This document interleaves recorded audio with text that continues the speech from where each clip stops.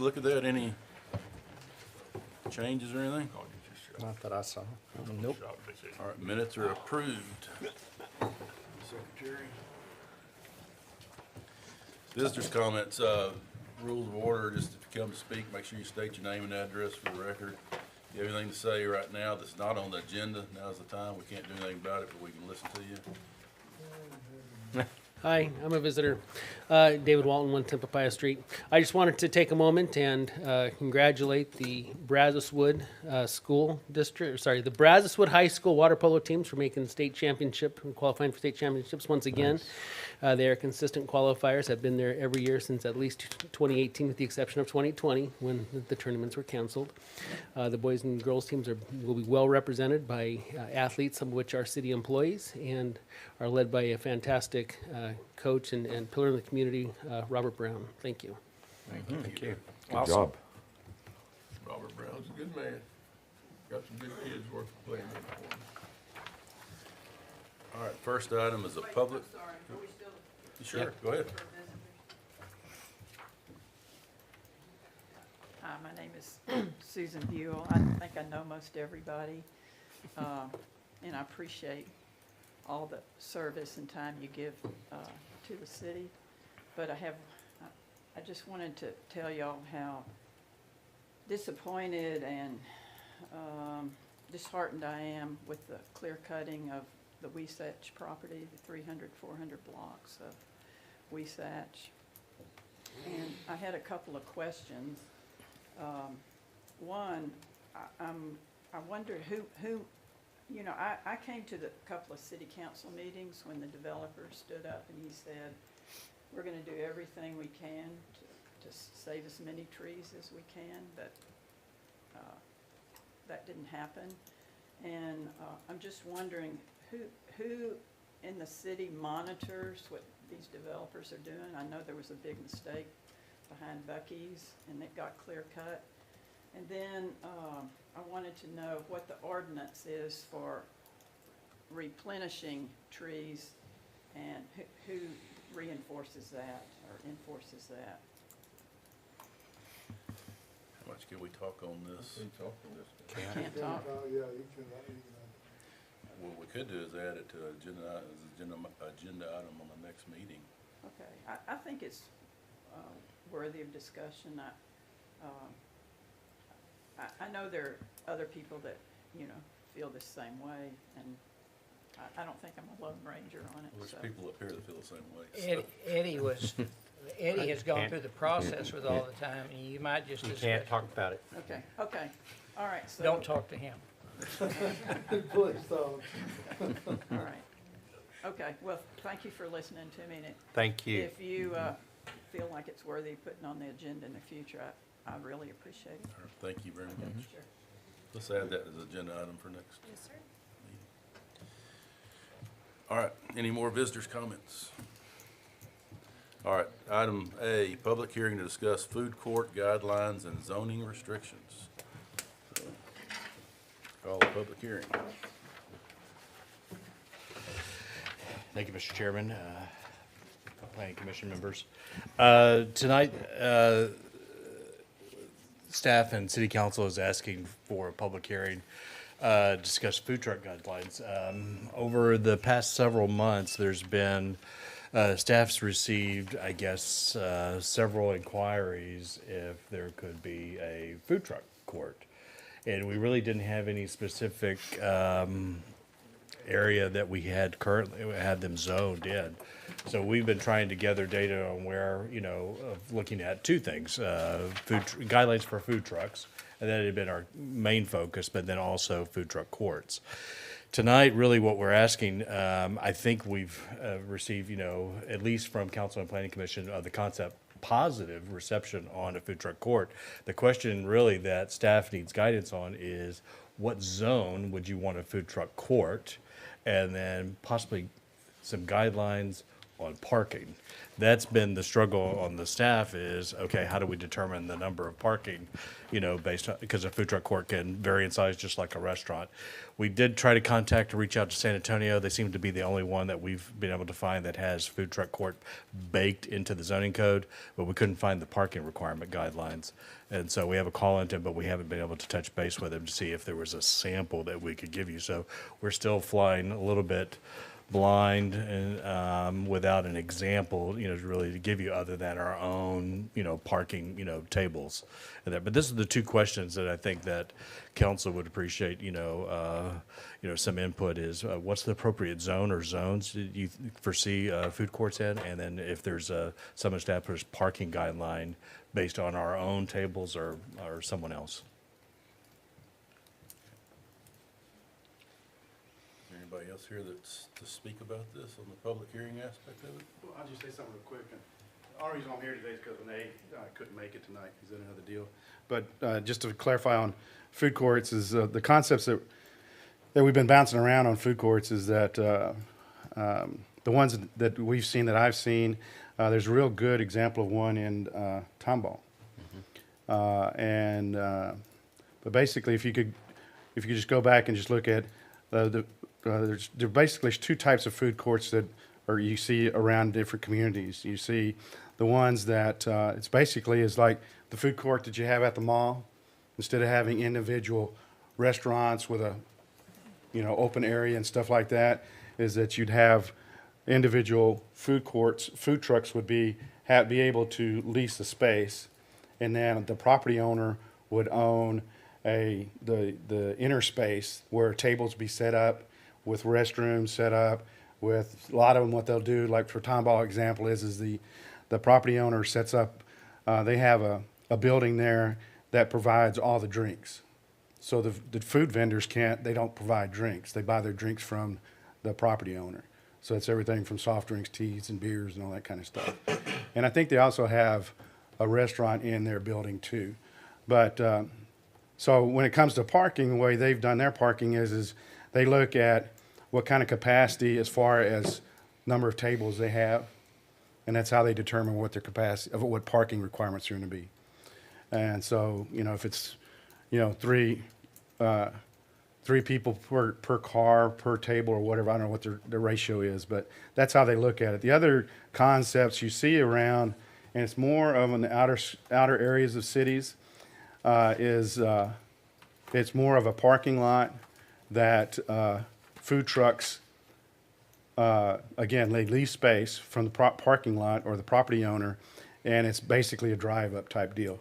You come in, you park, you walk up to your food truck, you get your food, you take it and go home, or go to wherever you want to with it type stuff. So that's the two types of food courts I've seen. The preference, me personally, I would rather see if we did food courts that we would do the more formal one like I've mentioned at first, because again, I think it's some of the people we've talked to that are interested in putting in food courts, they want to use that as a proving place for new restaurants to come in. So it gives them a facility where they can come in, they can start their business, get a following, and then hopefully go to a brick and mortar at a later date type stuff. So that's some of the discussion that we've been having on concerning food courts. So again, like Modesto was saying, is where we're bumping up against is, if we did anything like either one of those, what would be a good count for parking? Some guidance on parking. Because setbacks and all those type of things, we can discuss that. But the parking is a big challenge. And then landscaping too. I mean, if you go to a more formal setup, what kind of landscaping requirements would want to put on them too? Thank you, Mayor. Anyone else? John, do you have any comments? Yeah, I think just building off what the mayor was saying, my personal feeling on this is that I like the more of the park atmosphere type of a court where there's actually sit down, picnic tables or round tables, whatever, where the customers can actually come and spend a little bit of time there, and enjoy the being outdoors. In regard to that, then I'm thinking that probably on the parking thing, it would make sense to me to have so many spots available per the amount of seating that you've got. And maybe people come in, get their stuff and leave, but the people that are gonna come and sit at the picnic table or, and spend some time there, it seems like we probably need to, base the parking off of that. I would think that would give you a bigger number of spots if you do it by that, method. It's just, it just seems to make sense, to me to go that route, but, yeah, that's. Jeff? I think my thoughts, and Mr. Mayor, I do thank you for being here, were the zoning that we were looking at when we put it up. At least for me, B1, B2, and C1 would be appropriate. I don't know where this is going to be. It's hard to do this in the abstract. As far as the type of the park, one of the things that I think that when I was thinking about a food truck court is something more like what you were discussing that's in Tomball, maybe not with the central drink and things like, but we were talking about requiring, electrical, plumbing. I think I don't know, it was a commissary, some common building that would be a permanent structure type thing. If there is a developer willing to do something like that, I would envision that what they're hoping to do is to make it more of a park-like setting where people could come and get food and leave, but also it could be a gathering place for music, just different events, which I think would add yet another nice thing for citizens and neighbors in the area to come and enjoy. So with regard to parking, I was the one that kind of stuck into that last time because everybody kept talking about somebody coming and leaving, and I was envisioning more of a place where people came and enjoyed. Again, it's hard to figure out what the parking requirements would be in the abstract because we don't know where, when, or how they're going to do this. You can't talk tables.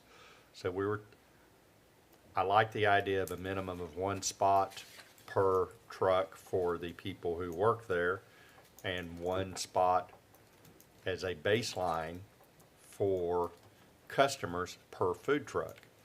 But as it comes in and it gets developed, it may be necessary to look more at the table count. But then do you have a 4-top, a 5-top, an 8-top? What do you have when you're doing by table?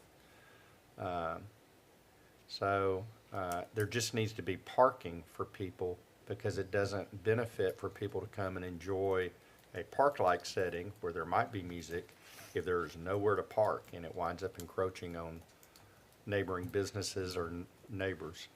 So I don't know an easy solution to that. Yeah, I don't either, and I think staff may have seen possibly two examples. One was really, I don't think we've seen anything on paper, but it's just a concept, and it was a downtown corner where there's no really parking requirement there because parking is provided by the city. Available. The other one was the owner of Margie's. He had a very nice, drawing. He's a landscaper, so he drew it out. Yeah. And his envision was, like the mayor had mentioned, a kind of a communal setting and stuff, and possibly where music could be played and stuff. And then there were 12 spots for trucks. The only problem that he didn't have any improvement for parking other than what he had, which was minimal, because he was thinking, well, it'll be busy at the night and they can park on surrounding properties. And I was like, no, they can't do that. I mean, that could happen if you had an agreement, but you have to provide enough parking on your site, for that. So he wasn't thinking about possibly all of the parking.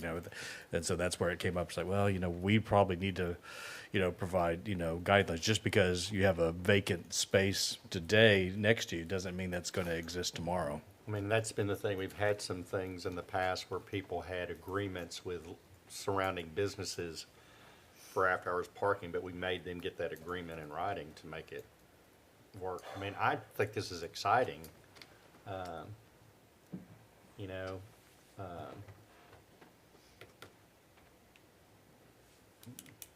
I think right now I just,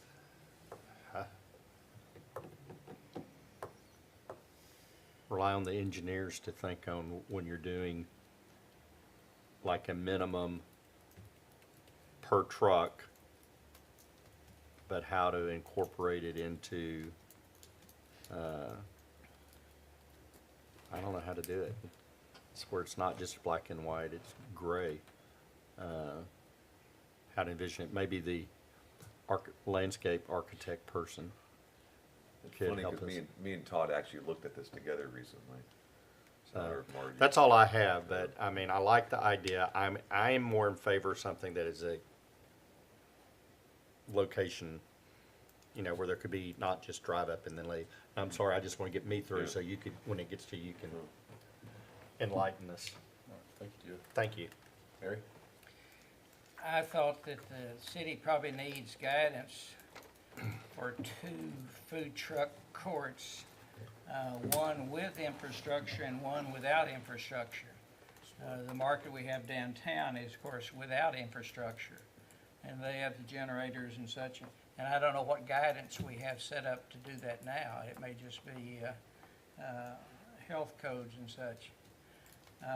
As far as the one that is with infrastructure, I've been in Portland, Oregon, and they have like 100 of these food trucks downtown, and they fill up parking lots with them. And but I don't think they have tied to sewer taps, not sewer, excuse me, grease traps. I have a concern about if we require them to have to move periodically, because electrical, I think we can probably have something like they have at RV parks, where it doesn't take a master electrician to disconnect the thing and reconnect it.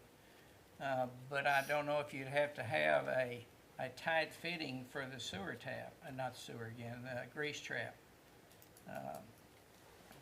Obviously, if you didn't have a tight fitting, you're going to have odors of fried chicken and such, which is one of our favorites. Also, it becomes a problem if you were going to move the thing. It's hard enough to back up one of these things. If you have to back it up to a hard connection, I don't know if plumbers would be involved or such, but it just complicates life if it has to move. Yeah, and the council is looking at that in the health guidelines, and so again, they're going to look at a permanent, infrastructure, and that most likely is going to be the rules for a health court. I mean, health court, a food court, and then the ones for temporary are the single. One on other properties, and so that's what they're looking at in the health guidelines and putting in those. And this one is, of course, the zoning, where the zoning. But I think those questions are being studied and being bantered back and forth in the health guidelines. Yeah. As far as number of parking spots, I don't think you're going to have more than maybe 5 months a year that you have people setting out, other than maybe at nights, it may be a little bit longer, but the colder months and the hotter months, I think you're going to have people coming up and keeping them in business by getting their food and going home either at lunch or at supper possibly. But heaven knows this town uses restaurants and such. So I was guessing maybe as a starting point, like 6 parking spots per unit. So that'd be a couple for employees and 4 for customers. And we don't have a basis in the ordinance, because it's not based on square footage or such, so. And it would probably be something that, when they come in, they would have to maybe talk to the planning commission and see what kind of, how they anticipate to handle parking, rather than something hard and fast. That's probably all I have. Thank you. Joe? Well, obviously, I've been out kind of on the outside, but two things I see a need for, I guess for me to understand is, so is the food truck court owner going to determine how many tables are at each food truck? Is that going to be decided by the food truck owner itself? That's another thing. So if you've got, I just don't, it's gonna have to be a universal number in front of each of the food trucks. If you're gonna have two 4-pops or whatever you're gonna have there, but you gotta have something, it's gotta be universal, because you're gonna have, your parking is gonna be really skewed if you don't do that. Yeah, the two examples that were mentioned to us, I think they probably were in similar design, but it looked like what they were proposing were community seating areas that the landlord provided, and then they were providing a pad with an electrical hookup and a restroom facility, and so they just rented the pad. I don't know if they were proposing seating at each individual one. It was more of like I don't know, I think someone had mentioned a trailer park. There's a pad, and then there was a community seating area. I think those are the two that's been pitched to us, but that doesn't mean that's the design for everybody. It was just the two that we've seen. And the only other thing about the whole deal is like the freestanding food trucks we have now, some of them have tables, some don't. If people are gonna be eating there, there needs to be access to some kind of a restroom, number one. Also, there needs to be access of some sort of, and hopefully if that's through our inspection, that there's a hot water, venue to be able to wash and clean utensils while they're in there. Oh, yeah. That's very vital, I think. And those are part of the health guidelines. So even for food truck court, the concept is there has to be a restroom on site. For an individual food truck, on the guidelines there has to be an agreement with the property or adjacent property to provide a restroom on the individual ones. But again, those are addressed in the health guidelines that council's looking at. But and it's a great thing, and I'm not trying to be negative, but you got 10 people standing around waiting for their order, and they got beer and they've got this, and so all of a sudden they've got to go to the restroom, and they do it in the parking lot or wherever they do it. So that's something I think we need to keep in mind.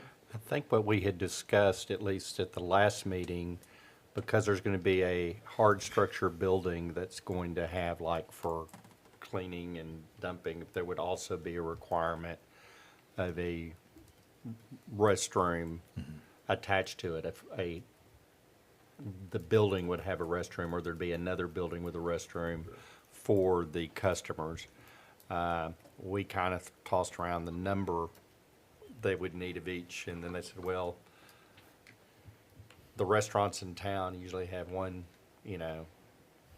two restrooms for each restaurant, even the biggest ones. So we said, okay, minimum of 2 restrooms. Yeah, I mean, those are all good questions, and you're fortunate that the council has agreed to take on those those problems and discussions. Well, I guess think at the end of the day, they're the ones that are gonna have to, Or just answer the questions. We're just the recommenders. Yep. That's all I got. I guess Thank you. each truck does have to have a sewer hookup since you're washing dishes. On the permanent one, probably that's I think that's probably going to be the biggest discussion that I've seen from other cities, especially for individual food trucks, is they want to make sure that they don't encourage permanency. And so when you're talking individual food trucks, you're trying to get away with the noise a little bit, but you also you want them to be able to unhook at a moment's notice. So you don't usually like them to be hard plumbed into the sewer. The food truck court is kind of a different animal. There, it's more permanence and stuff. And so I get those are the questions that council will have to wrestle with on the health guidelines. Matthew?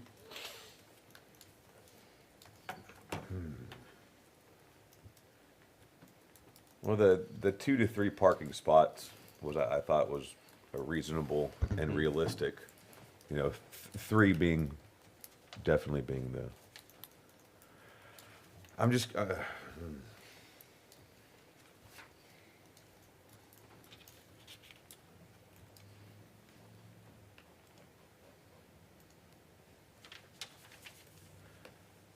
The permanent basis one I think is going to be the Tomball one you talked about.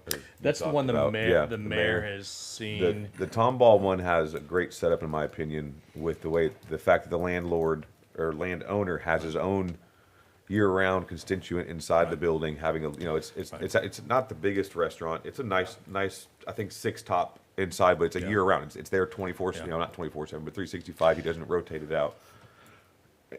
Knowing that the restrooms are taken care of on the daily that way. Right. When I saw that example, that was by far the best example. The one in Porter, they pay somebody to come in and take care of that restroom in the morning, and it's unintended for the rest of the day. Slow days, no issue. Busy days, or when one of their guys are having a big social media boost and all that, I've seen that restroom make the beach look good. That was really my biggest concern. The parking spots is going to be hard if it's the downtown location that everyone's been talking about. Getting a high number parking spot, I don't think that's going to happen unless we're going out where one of our free areas are. The downtown is a special circumstance where we provide no guidance for That's what's the parking rules don't apply to that area. All other areas they do. Yeah, and then the plantation locations, I think all those guys would be able to hit 3 without issue if they're not being greedy on how many trailers they're trying to put in there.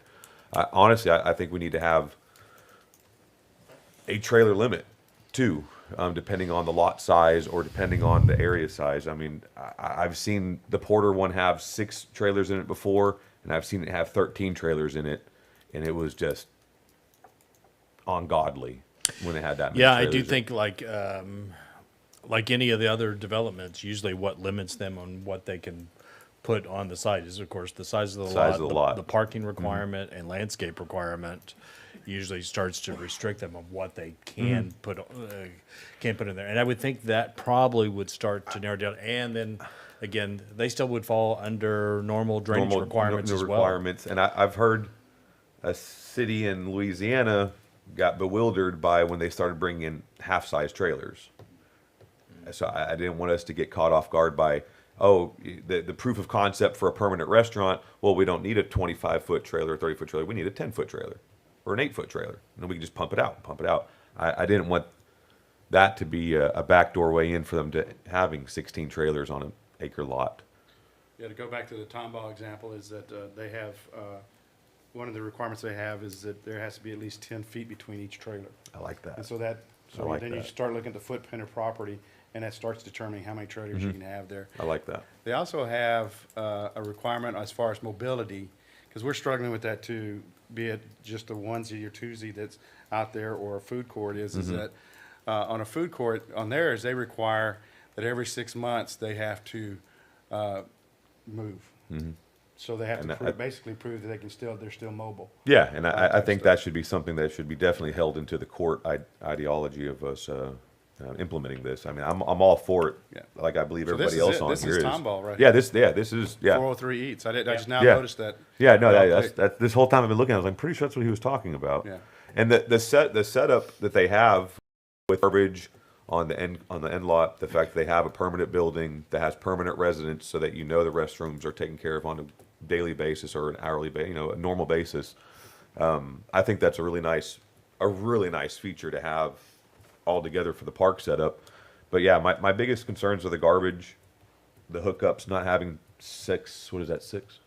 5 generators out there running constantly. Yeah, they're I all like hard. having the hardwire only. Yeah, they're all hardwired. Yeah, I think we're approaching it appropriately, and I think we're approaching it And to then live up to our city One of the limits benefits they have is, ideology. I think this is right next to like a shopping center or something. Yeah. So they have overflow. The overflow, yeah, yep. Yeah, I've been there. It's a nice setup, it really is. And I don't know how long Tom Ball spent on it, but either It's the a landowner private- did a much better job than expected, or Tom Ball actually did a good job Well, setting it to up. be all truthful on this is that the way I learned about it is from the mayor of Tomball. And she built that before she became mayor. So that's her property. That's her business and Did stuff. did a fine So job. she takes pride in it. And Did a and fine it's- job, that's for sure. Yeah. Somewhere you have to anticipate access to get the trash and take care of the grease trap. Yeah. And I don't know if That's all. that's like an alley or. Yeah. All of those items are still already baked into the code. Yeah. So trash service, anybody who develops a piece of property with, whatever is allowed in the zoning code, they have to be able to design for our trash trucks to service. The health code will require, much like if we're having a hard connection, will require a grease trap. If the health guidelines set out by the council say they have to have a restroom, they'll have to incorporate, the restroom. So a lot of those other items are elsewhere in the code, but the big question is, where would you guys advise this, to be located in the zone, and some semblance of parking requirement? Those are the big questions that staff is scratching our heads on. The 3 spots per is, I think, it may be undershooting it, but definitely going to be able to cover the per truck. And going back to his seasonal is I think seasonal is not going to be, with it being a trailer park for food, seasonal is going to be something that the trailers are going to change with. We're going to have more hot brew items during our quote unquote winter months down here. We're going to have more cold brew items and not as hot food items during our summer months here. That's what Tom Ball has done. That's what Porter has done. They rotate with the season, basically. I'm hard pressed to believe that's going to be a proving ground, but we'll see how that goes. You look at that picture there, there's not really It's only there's 3. not really seating in front of, specifically in front of any of the trucks. That's provided by the landowner, though. So That's that, all, so that, you can kind of take that out of the mix if you have something like that. And if that's an accurate depiction of it, it looks like they've got roughly 2 spots per truck. I count I think 5 they have- trucks, and it looks like about 10, 11 spots, something like that. So, Mayor, was there I'm sorry, is that parking behind there as well? No. To the left? There is parking there, but it's overflow. it's overflow, yeah. Access down here. oh, okay. Yeah. I don't think 3 per is even close. I mean, Nowhere's going to be able to afford 6. well, but you gotta have something that can function. Let's tackle this piece by piece. The zoning. Yeah. Jeff, you had some good words on that, so can we B2. agree on a zoning recommendation for this and get that part? And as I recall, we had gone to B1, B2, and then somebody from staff or somebody that was here last time said, because we're looking at changing ordinance, do we want to go and include C1 if that was appropriate? And we all looked at it and says, yes, to, we would love to know where within these zones it's going to be, but we don't get that vote. That's called, That's, capitalism. So I would like to recommend the B1, B2, and C1, if that can be done. I don't think when it comes to, well, that's it. Parking, I had some opinions. Well, we're still talking about zone. Would y'all support conditional?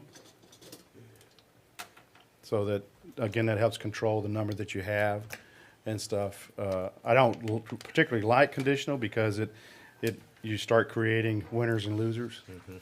But some of the other businesses that we've had come in, just like after the tattoo salon came in, I talked to the owner again at his opening and stuff like that, and he said he was really surprised that we didn't go conditional because he would preferred that we would have gone conditional.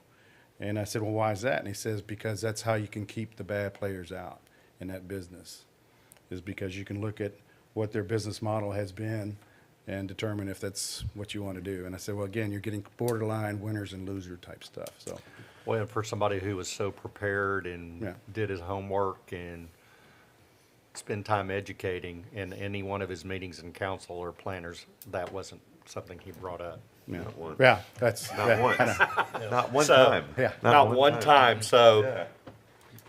I'm not following conditional, is just for the ones you accept, or?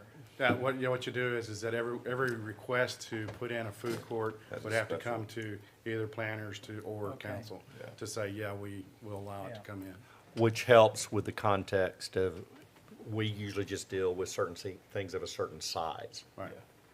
And otherwise, we don't see it. But I have a suggestion, and you probably treat this like a PUD and, you know, with a base zoning. And whether PUD is the right terminology, but the concept is that you have a base zoning and then you can, you know, add or subtract as the need requires. Get some examples? So any No, food, I'm just thinking of it. so any food court would have to come under a PUD, is what you're saying, or? PUD is the right terminology, I don't know, but this Well, that would give us more options, seem like. H-E-B. But it'd probably take longer to get it done. Well, I mean, if you did it in the zone as a conditional with things similar to a PUD, but not make it be a PUD, where they had to come to, I'm drawing up for. say, planners to make a recommendation, I don't know, council would need to. But again, real quick, is what you may be touching on is just like we've talked about in several different areas, is like for downtown, we've talked about for a long time about, it's, right now, downtown's not zoned for residential. Right. But we want to allow residential to grow up. And so so if we just want that to happen in downtown, we would do an overlay. So it would be over that area of downtown, that specific area, saying that for this area, you can have residential, upper levels type stuff. So Yes, sir. that's maybe, what he's talking about, but PUD is a little bit more complicated, I think. Okay, so here's maybe it's for some guidance. Here is what we have labeled as conditional uses in those zones.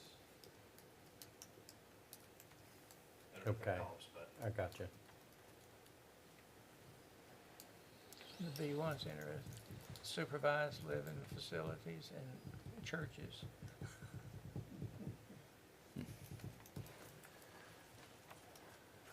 I would be hesitant on the PUD because I would too. It's laborious. And what we're asking them to do by what our guidelines are going to be expensive for anyone to put in. Yeah. This is gonna be a more fluid rather than brick and mortar. I mean, you know, we got folks there, how are they gonna stay there? Are they gonna be gone? Are they gonna stay there? So, I On the might park, I'm sorry, Mr. Gordon. I was just thinking I might recommend, as a base, like that they come for, no matter the size, come to planning commission for, their their plans with a minimum, just so they have guidelines when they're looking to decide it, of maybe, minimum 3 parking spots per, because I figure it's gonna be a developer who's gonna put in spots for trucks. And if we do the 10-foot minimum, Yeah, you can't, Sal had, reminded me that, you do have the ability to, provide a little bit of a variance for parking. So you could come up with a base saying that if the right plan showed it and you were convinced, you could back off on the parking. That could be a possibility, but they do probably need a guideline. first stab, just like, okay, I kind of know what they want, and then if I need to convince them otherwise, I need to have a good drawing for that. That's one way to tackle that issue. Once again, though, that comes back to how big is the facility gonna be? How big is the area? Is it gonna be downtown landlocked, or you don't know?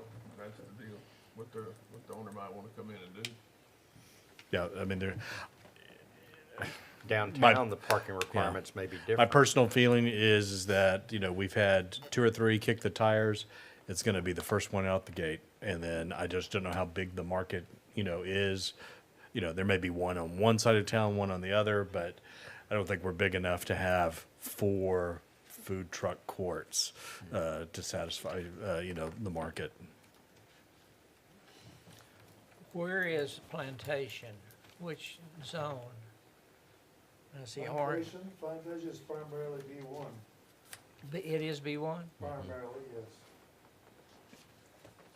It's interesting, the conditional uses don't describe that at all. No. Supervised living facilities and churches.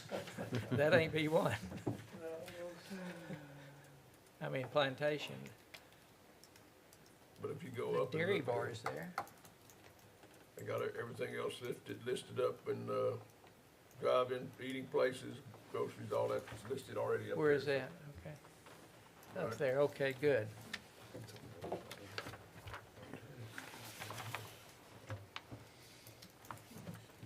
All right, Mayor, all that, all that talking about options, do we want to, what are your feelings on, do we just want to stay these existing zones?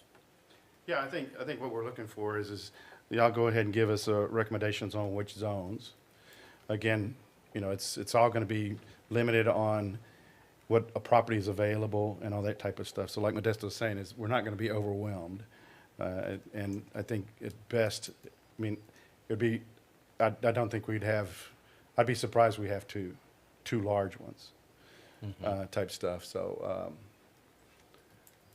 but yeah, just give us an idea on what kind of recommendations y'all have on zoning, and just take your best, I mean, all y'all's knowledge of parking, I mean, just your best guess on what parking would be for, you can do it by, again, the reason why I go back to the food court at the mall is, you know, you could look at, you could go by so many per, you know, establishment, you know, food truck, or you could go in there and say, okay, per square foot of community area, communal area, and say, you know, do something like that. And that way it's kind of, you can tie it to a number, tie it to an object type stuff. Jeff, the zones you mentioned with being, would be okay to say that those plus we're open to possible conditional uses if needed? Yes, and I say open to conditional uses. I would recommend that as a, well, not, I just think they may, no matter what, the small court or the big may need to come through planning commission for consideration of parking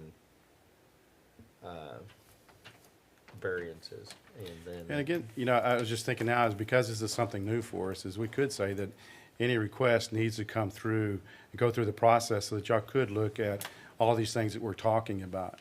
But again, you could put a benchmark of just saying, you know, 3 parking places per food truck or whatever type stuff, and then give us the zones, and then just require that they come through the planning process so that y'all can work through those other pieces. And those would be mine, because you'd have 1 for the owner and 2 for people coming in. Yeah. And then if you had 3, you know, Matt, was it, what you were thinking on the 3, were you thinking 1 for the workers and 2 for, Yeah. customers? yeah. That was my idea. All right, so we've got you want to restate what you said about zoning, Jeff? That'd be our recommendation? It would be my recommendation that we consider B1, B2, C1 with a recommendation of not less than 3 parking spots per food truck hookup, whether there's a truck there or not. And that all applicants seeking, that they all run through the planning commission for consideration of any variances that may be needed specific to the court. You wanna make that a motion? I'll make that a motion. We have a motion, do we have a second? Second. We have a second. Any more discussion? All in favor? Aye. Opposed? All right, thank you all. Thank you. Does that give you some guidance there, Mayor? Sure, thanks. Thank you, sir. All right. Close the public hearing on that one. We'll open another public hearing on discuss setback requirements for residential properties that back up to a park, storm drain, or waterway. Open the public hearing. Now that we got the easy one accomplished. This issue came up from a request, and then the request was, sparked, it was, why or do we need a setback requirement, or the purpose of the setback requirement when it backs, a property that it's parkland or drainage way where there's really no home behind it. And I think that's really what sparked the discussion with council. It was not so much that they wanted to move closer to this, in this specific instance, they wanted to move closer and use more of their backyard, was there's no home behind me. Is there really a need, for that such a large setback? And so council really, discussed that and kind of agreed that, well, maybe there is some room for flexibility in instances like that. Staff has looked at this, and I think at the two previous meetings, I think Mr. Gilbert, maybe you had mentioned, is it may be more than a discussion of just a setback requirement. The discussion is really an accessory structure. And maybe that's the way to tackle it. And I think that's what staff is looking to see if the planning commission agrees, rather than just change the setback requirement from 15 feet, which would then open up the possibility of the home moves closer to the fence, the garage moves closer to the end of the property line, or the detached or attached garage. Rather than do that, look at maybe changing the setback structure for an accessory structure that is larger than 200 feet and allowing it to possibly move to at least an easement, if there's a utility easement, that it could, not protrude into that, or if there was no utility easement, maybe 5 feet from the property line. And so then it really limits it, to where that accessory structure, and you're not moving the whole house. And then the other issue is staff's preference and recommendation to council and to planning commission is that we limit this to when it abuts parkland or a drainage ditch, rather than a natural body of water, waterway like Oyster Creek, or a pond or a shy pond, because those are two instances where we have a lot of other lines on there. There's floodways, or there's erosion, at Shy Pond, where you get a little nervous we've always had a hard time, controlling the erosion, where we still have erosion on a ditch, but we have a little more flexibility of concreting it in, or handling those items. But when it comes to large bodies of water or the creek, where there's a floodway, those become more problematic. That's a good thought. Again, let me just add is I don't know where we had the disconnect happen, but in no way was council talking about the main structures. And the main structure being the home and a garage, be it a detached garage or attached. It's all for, like Modesto was saying, for an accessory, anyway, that word, building over 200 square feet, is give them a little bit more flexibility to use that, and again, to be able to move it further back. And also agree with the concern about restricting it to backing up to parkland and also to storm, drainage type stuff, not up to against lot lines for lakes and stuff like that, and the creek. Because I live on a lake and we see erosion right now, either by wind and rain or by nutria that come in and dig up the bank and our bank disappears. So, so that's the thing. And again, it's just trying to get back to give the property owners just a little bit of flexibility on those things. And, it's back whenever, I guess you were mayor at the time when we did this, we went, and that was when Councilman Jeter was wanting to do he wanted to basically give people the ability to build out their whole backyard. And we came back and said no, and we had a lot of feedback from engineering and stuff, and that's where we came back with the setbacks and stuff like that. And again, anytime we set up an ordinance, we don't know of all the different scenarios that can come up in the future, so that's why we're bringing this up. When we saw this last time, that was 8 feet, so.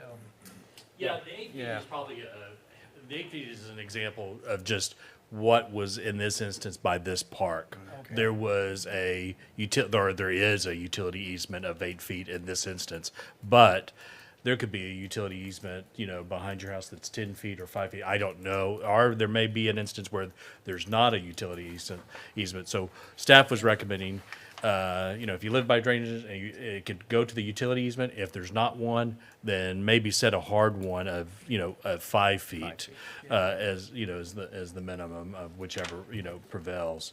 But again, accessory structure over 200 feet. The accessory structure size is limited of what someone can build, just because you can't build more than 35% of your lot or in R2 you can't. And so that limits the accessory structure size. So that's already in the code. But again, we're looking at just when it backs up a park or a drainage ditch. So a smaller building, smaller than 200. The smaller one at 200 feet can be in the utility easement. Is that correct?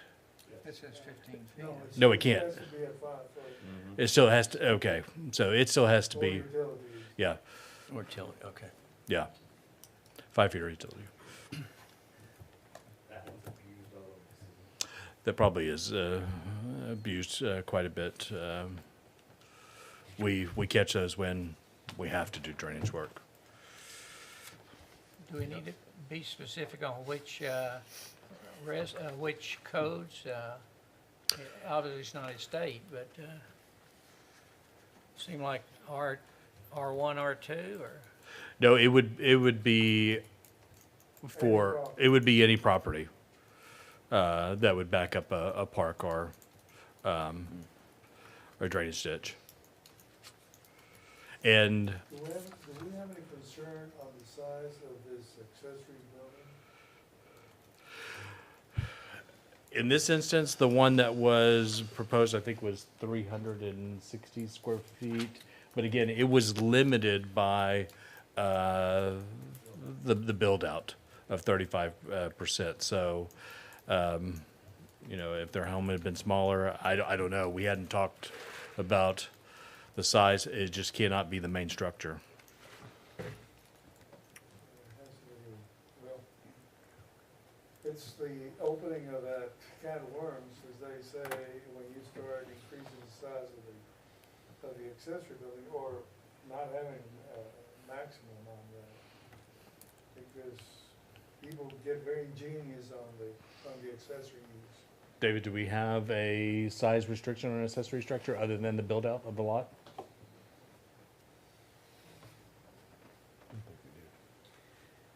So depending on the zones, accessory structures can be limited by how much lot coverage you have available to you, but also how many square feet of building area that you already have. As an example, and we just ran across this on a project that Mr. Sanchez is working with us on over on Old Angleton Road, where the gentleman wants to build a sizable shop adjacent to his house. And the zoning in the E1 specifically says 50% of your building square footage.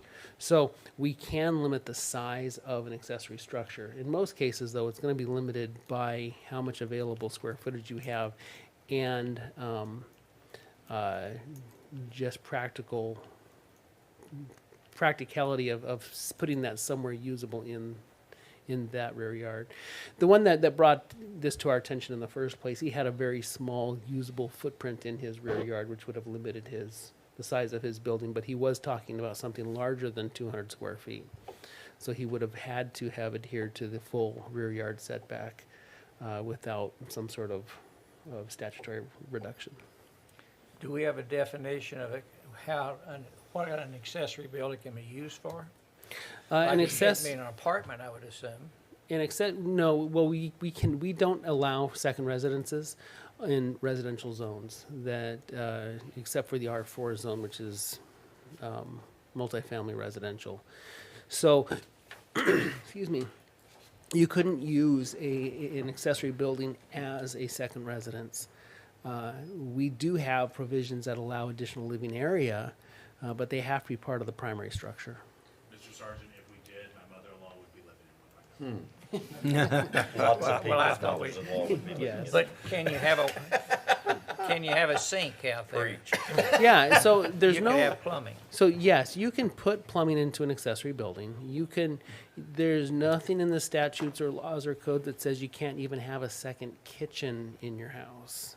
And, Oh, I thought there but where we draw the line and how we control that is by making connectivity between the additional living area and your primary structure. And that connectivity has to be room to room. So if you want to have additional living area on your home, even if it has a second kitchen, bathroom, and whatnot, there has to be connectivity, a door that opens between the two.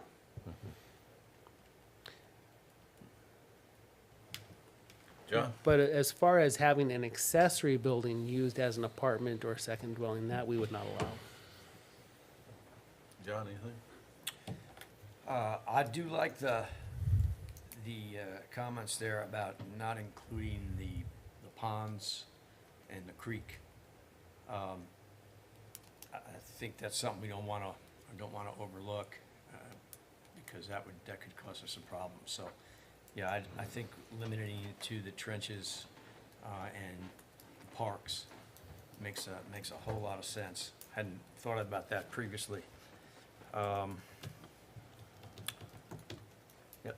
So, Jeff? I agree. That's something that I think it's be necessary, limited it to the park and drainage ditches.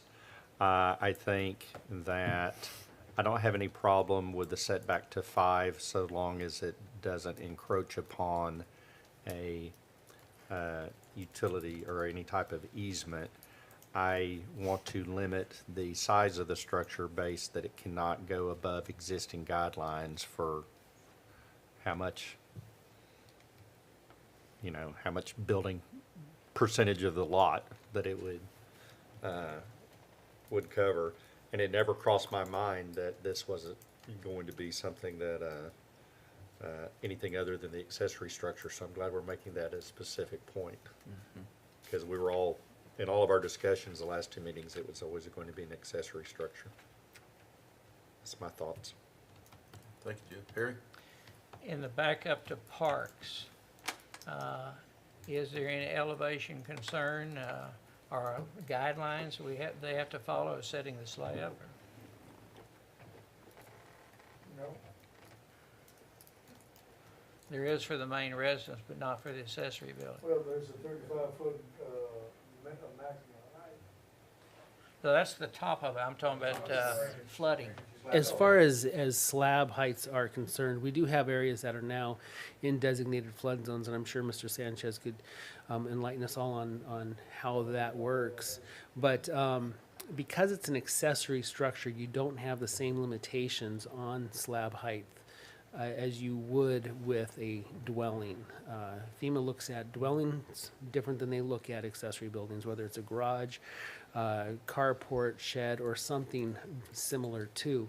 The way you accommodate floodwaters is by flood ports in the side of the buildings or other mitigating factors and engineering practices which could allow floodwaters to pass through or around the building without being detrimental to displacing copious amounts of water. So slab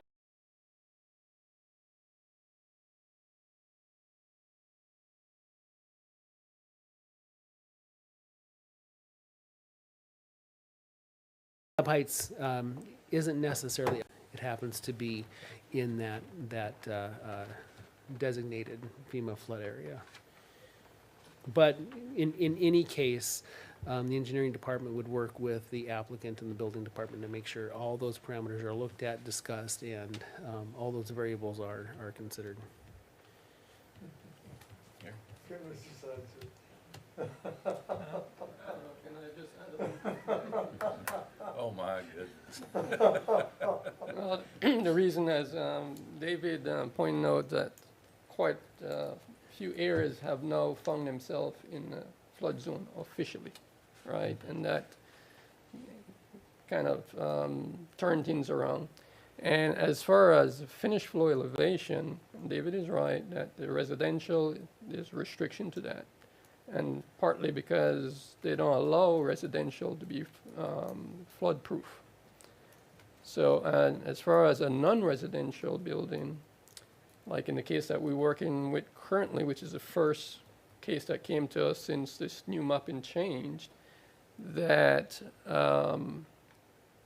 I gave them 4 options, and one of the option, which is the most, the less restrictive one, is that the finished floor elevation will be above the base floor elevation. So, and that's by choice.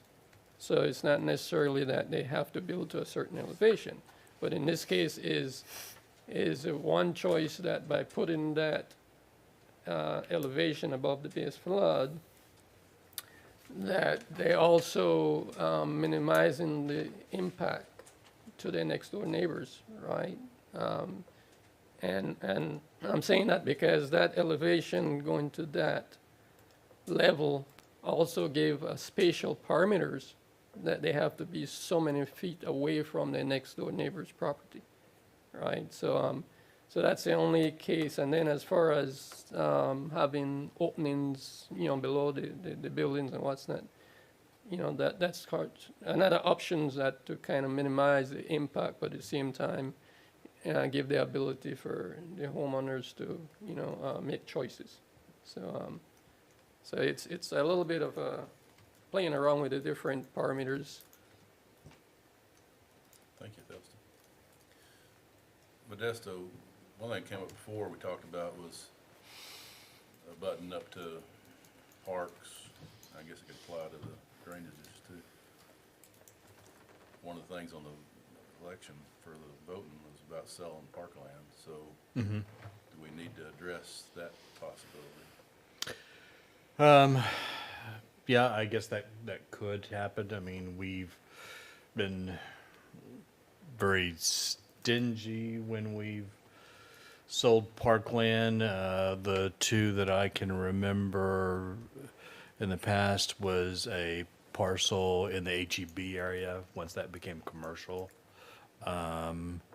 There was another one. Oh, well, we took Dunbar to the voters and got approval, and then we brought it back, and so now it's Parkland again.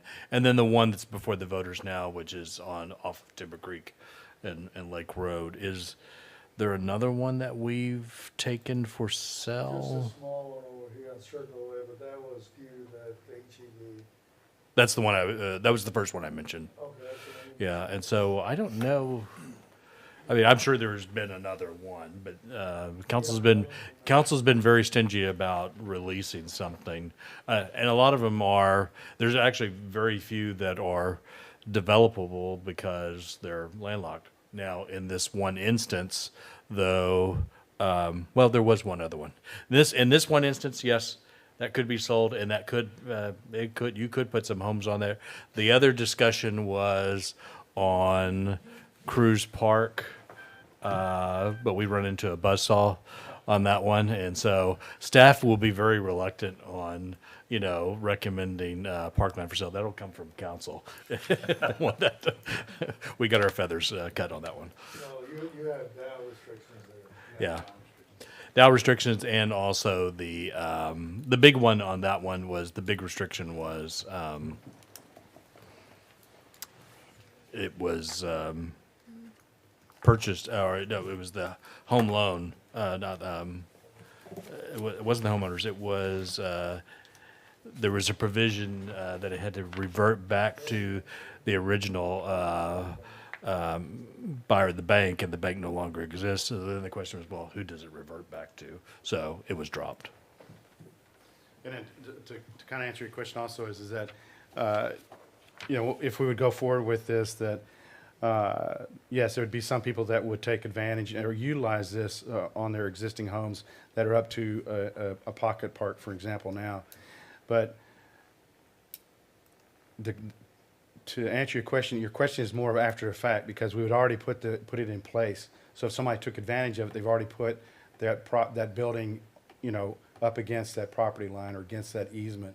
So if that land did come up for sale, then the people buying it would know that there's a building that's on the fence line. It's not like it's going to come after the fact.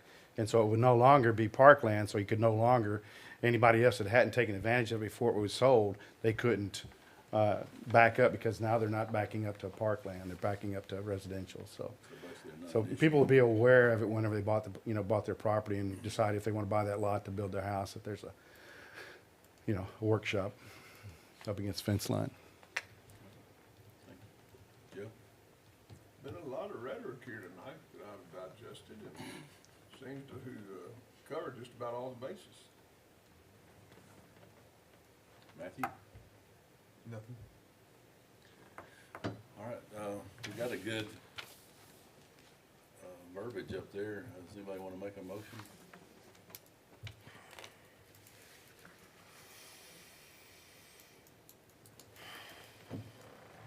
I recommend that we set the setback for an accessory structure, and y'all need to put that in bigger font next time, that exceeds 200 square feet. In this instance, be established, thank you, in the utility easement if one exists or 5 feet. We have a motion. Do we have a second? Second. Any more discussion? All in favor? Aye. Opposed? All right. Thank you for your patience, and we appreciate, since we weren't able to give you a lot of guidance, that we try to bring problems to you as much gray area as possible. I'm assuming when Thank you. I'm assuming when you start working on the budget that you'll look at our salaries and Double them. you're like another group that I'm with. All right, we'll close that public hearing. We got signature of documents, items of community interest. John? Just a couple things related to the Lake Jackson Historical Association. We had our anniversary celebration of the Dairy Bar, 75th anniversary. Fun. Pardon? It was fun. Yeah, April 9th, I think it was. And very pleased with the turnout. It was a lot of fun. I think one of the highlights for me was listening to Ms. Herndon when she was talking about, all her family, handling that through the years and all that kind of stuff. But then they kind of opened it up to the audience. And we had a pretty much of a packed crowd inside the atrium there in the museum. And there was a lot of folks that got up and just gave some heartfelt discussions of their memories of that facility back 50, 60 years ago. I ate my first hamburger there on September 9th, 1953. There you go. How old was he there, 3 years old? September 9th. Oh, I wasn't even born yet. Mr. Harnden had just bought it from a guy named Campbell. Or no, Mr. DeVille, I'm sorry, the DeVilles that lived right there next to it. Yeah. And my sister was born that day, and my dad just happened to catch Mr. Harnden after he closed, and I had a hamburger that night. I was 5 years old. Do you remember what day you got married on? Nope. But if I want her Remembers to know- that burger, though. If I want her to know that, I'll tell her. We're on TV. We're live broadcast. Yeah, I know. She doesn't know what she didn't know, so I didn't tell her. But it was a good occasion, a lot of fun, and I think it was had by all. Second item related to that is we've been doing a lot of work on the Alden B. Dow office building, And it's been shut down for a while and in serious need of various kinds of renovation. Well, that is just about complete. And we're making plans within the next month or two to have our opening. So we're really looking forward to that. So I really encourage everybody to get down and take a look at that place. If you remember what it might have looked like, say, just a few years ago, and it was getting pretty nasty, it's really, really looking good right now.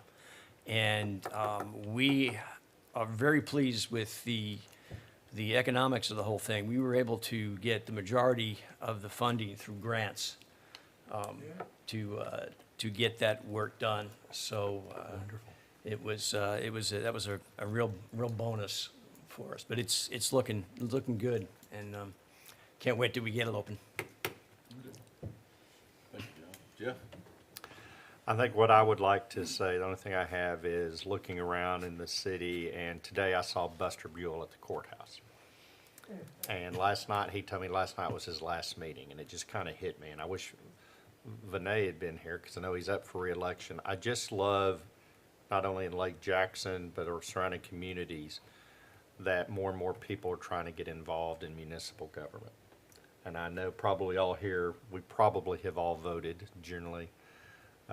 But encourage your neighbors to vote, because what we do, and we have a candidate back here, good to see you. And Jesse's been at a number of consecutive meetings, and I assume he's probably gone to some council meetings, but just having been on this commission all but 1 year since 2007, and I'm not even close to the most senior member of this commission, but looking at council members and mayors to look at the work and the meetings they go through, I think we'd be appreciative of all the good that we have seen in Lake Jackson since I've lived here, and I've lived here 22 years, and it's happened because of meetings like this and all these council meetings. And so I'm very appreciative of all the work that our council members have done. I hope that the people who are aspiring to office, should they win, that they understand all the work that's been done and take time to listen. Use your ears, not your mouth, when you get started, and then make your vote. But make sure you listen, because there's a lot that's gone on in this. We've all found out as new members of the Planning Commission all the work that's been done before. So, but I do appreciate, I'm gonna miss Buster because he's just a hoot. And, you can bet he'll keep his ear to the ground. But anyway, that's all I have to say, is just thanks for all those people putting themselves up to vote. We just have to get the votes of council. Thank you, Jeff. Harry? I'd like to talk just a minute about our hospital. My wife had a TIA, which turned out to be not critical such, but had excellent service here within 2 hours of it happening. And the hospital is struggling. One thing is they're having to have so many traveling nurses, and they get paid 4 times what the other nurses are paid. So it's a real struggle for them. But supporting the hospital, I think, is critical.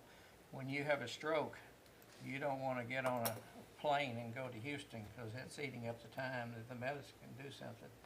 And so I highly recommend supporting this hospital. I know that I've met the new administrator, and he's a good fellow. Quite impressed with him. Thank you. Joe? Now, the only thing, I saw a video of some event in Lake Jackson a couple of Saturday nights ago. That was not very family conducive. There were half-dressed folks. There was songs being recorded in our downtown areas. There was on a video of the F-bomb was used many times, among other things, and I was really disappointed. That's kind of, goes back to what Jeff said. We've all worked a long time to make Lake Jackson what it is, and that's not what it should be. And you know, I'm all for all these events that we have downtown. I think, especially now, there's nothing better than being able to get out and do things. But at the same time, we've got, you know, I recall back in about 1970 when George Franklin and Bubba Ulrich and me and a couple other guys came back from Vietnam about the same time. And I don't know why we were all together. I'm sure it was not anything positive. But Mr. Franklin came up, George's dad, Mr. Bob Franklin, and he made the comment that he was appreciative that we all came back here because we grew up here and we were the legacy of Lake Jackson.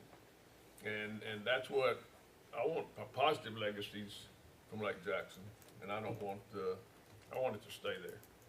And so that was disappointing. But on another note, I'm very pleased to say that, as Locke says, for now anyway, I'm cancer-free. God bless. I've had 3 different cancers since September of 2018.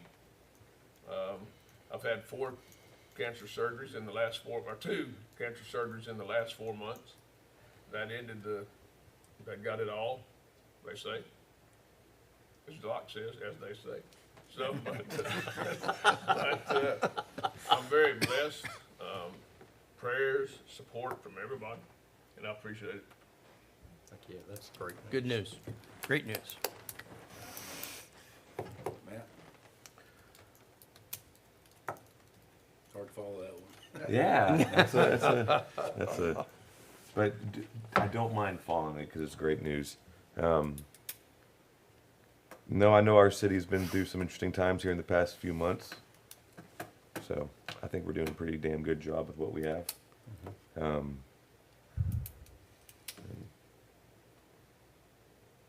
Yep, I got you through school. You did. I'm happy about that. I'm blessed about that. I got you through school. You did, Coach. You did. That boy talked bark off a pine tree.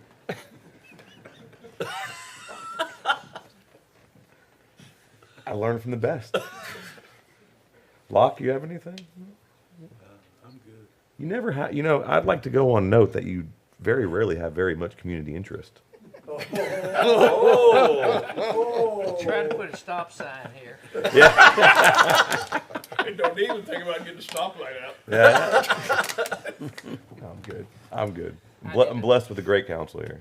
I did think of one other thing. When I meet young people, quite often I ask them where they live.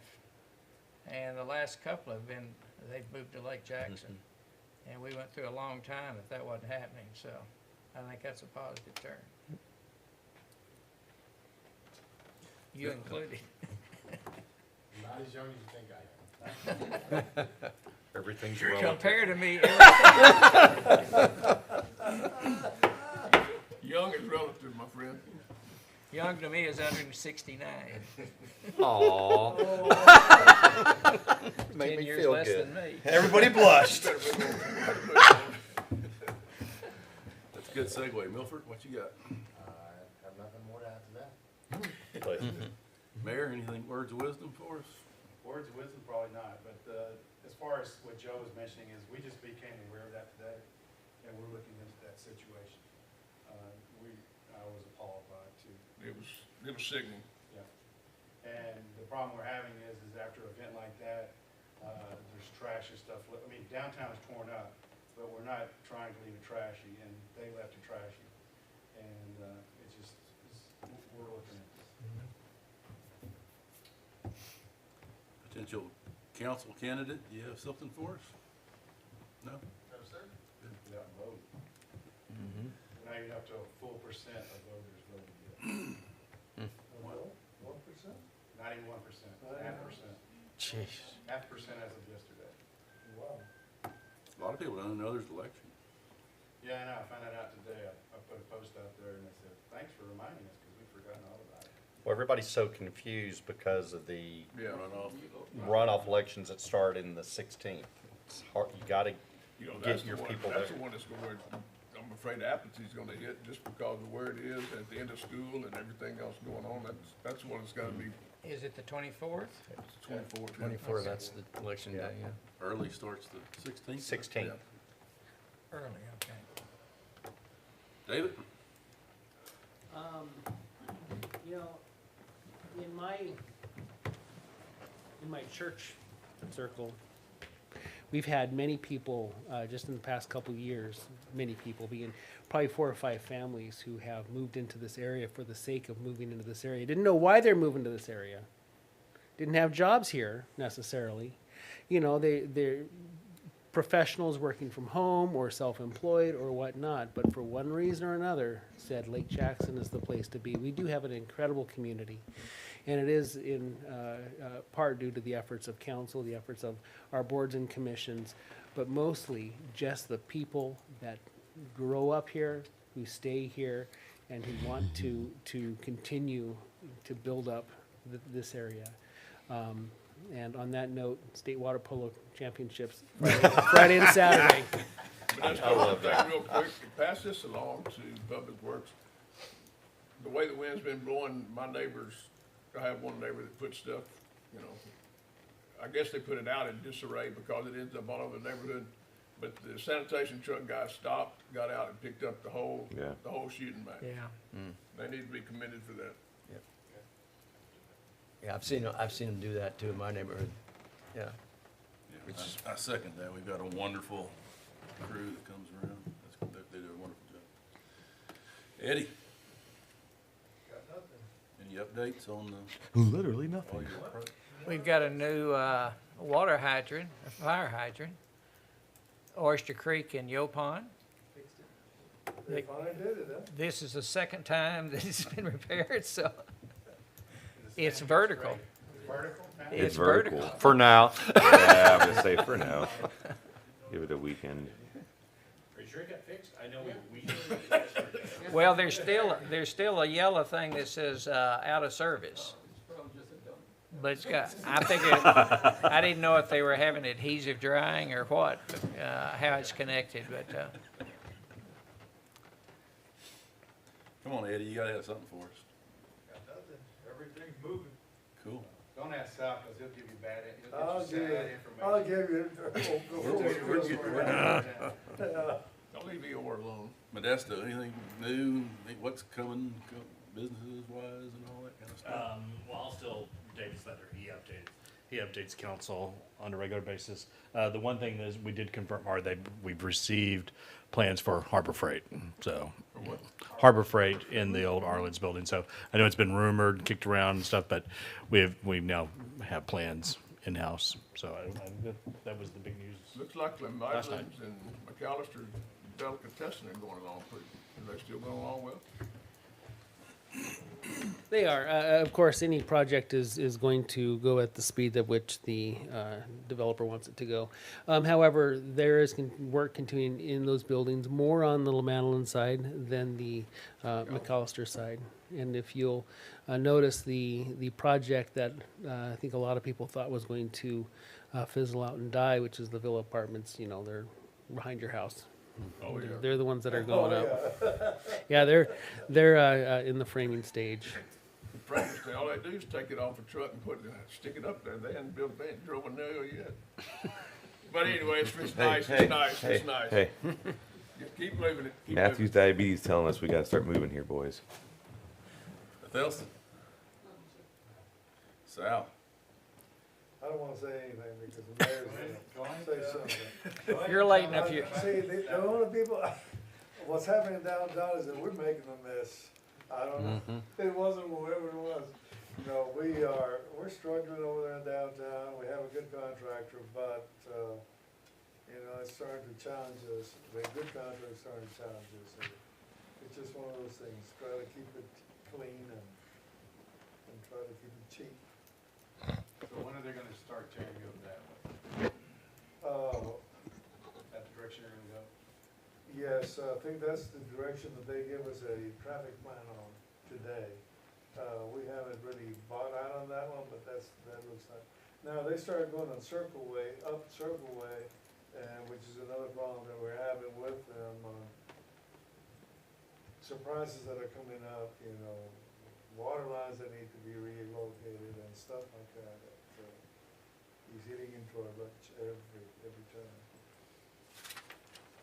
One other thing real quick, Saturday, May 18th, from 9 to 2, I believe, will be the final walkthrough for the old Brazoswood High School.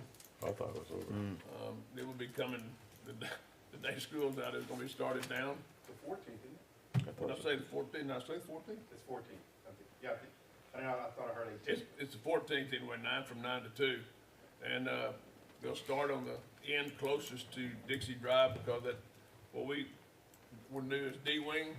It's not asbestos, doesn't have asbestos. So it's gonna come back down pretty quick, but the other part's gonna be an issue. But, school will start in the new building next year. The furniture's already is started in already, so it's a plus. Along those lines, they're selling old yearbooks. too. Are they really? Yeah.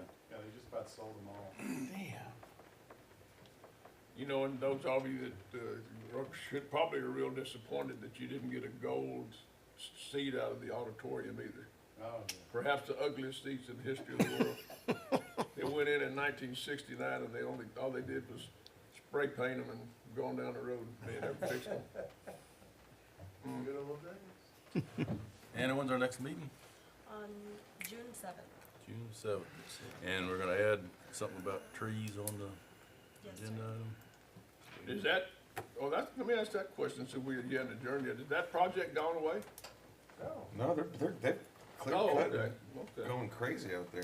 We said, They've got more heavy tons. Eddie could probably update and solve the best, but I mean, that project's moving along pretty fast. Where it is not moved on is they have not submitted their plans for review yet for the buildings. So they're doing a lot of dirt work, but we haven't given approval on the buildings. Now, hopefully it's pretty easy because it's a repeat over and over and over, but, yeah, we're still waiting on the plans on the buildings. All right, we've got items to sign, and we are adjourned. just in this room? Yes. Okay. Thank y'all very much.